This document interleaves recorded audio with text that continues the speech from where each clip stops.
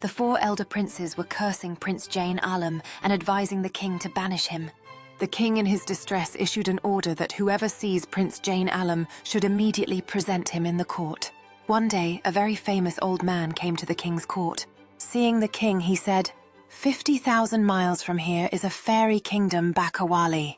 The princess there is named Princess Bakawali. There is a garden in her palace which has golden flowers and silver trees. In the middle of the garden is a pond in which ice-cold honey-sweet milk is flowing. There are many white lotus flowers blooming there, but there is a light pink flower on which the dew drops will be like real pearls, and as soon as you touch it, there will be an earthquake in the entire palace. If that flower is put to the king's eyes, then the king may be able to see it again. The four elder sons of the king set out in search of the flower along with their soldiers. Crossing the deserted forests, these four kept looking for the Bakawali kingdom. Listen to the rest of the story in the second part.